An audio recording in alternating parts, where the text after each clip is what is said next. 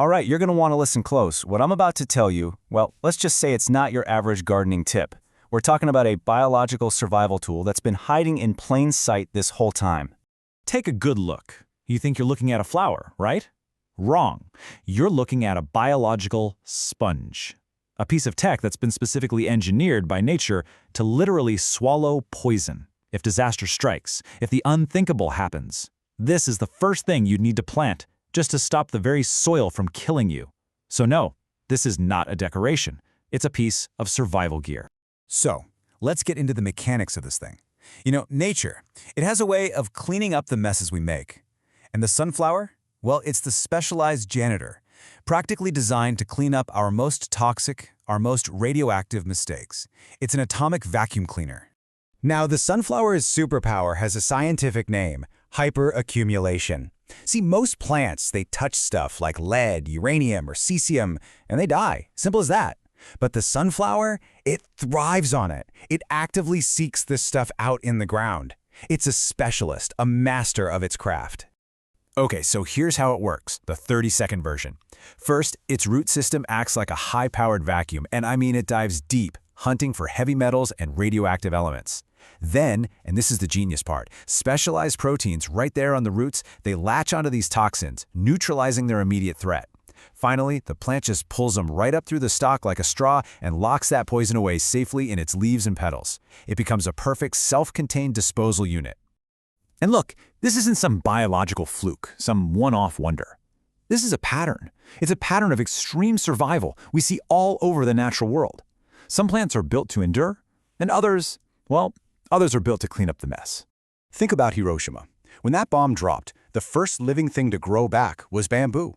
Why? Because its massive root system was deep enough to survive a thermal blast that literally vaporized a city. Bamboo is a survivor. It endures. But the sunflower, it plays a totally different game.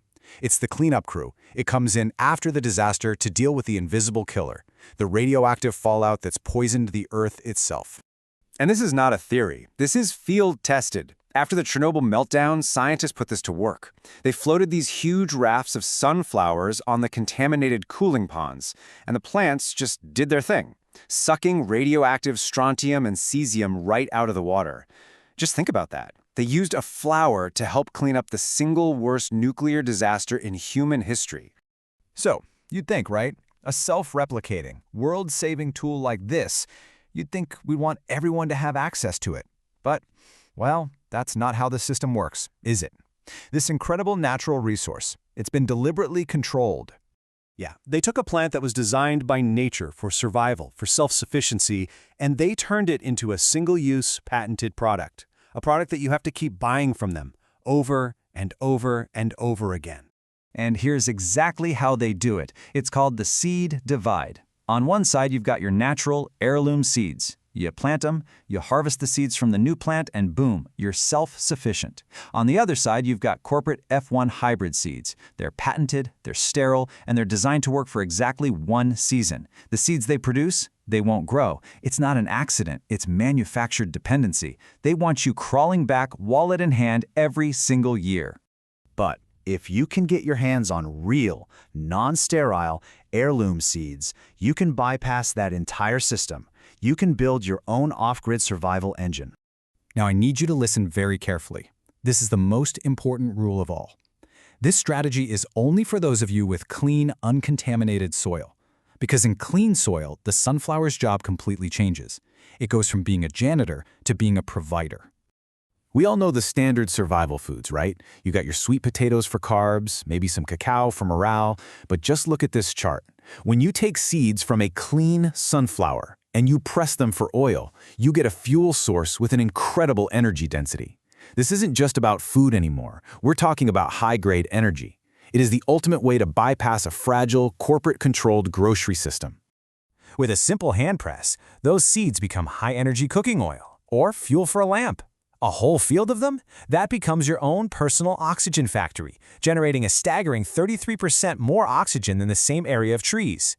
It's a complete, off-grid powerhouse. So what we have here is this amazing plant with two totally different functions.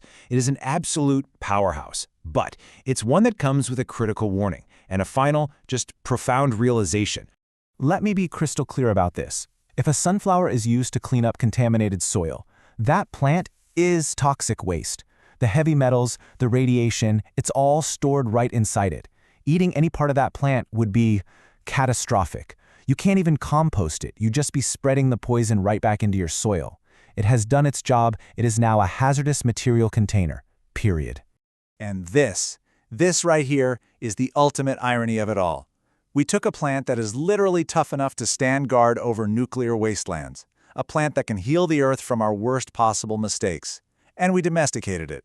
We turned it into a bag of snacks and a cheerful little decoration for the kitchen table. A biological powerhouse engineered by nature to handle the apocalypse is just sitting there in a vase? Now that's absolutely wild.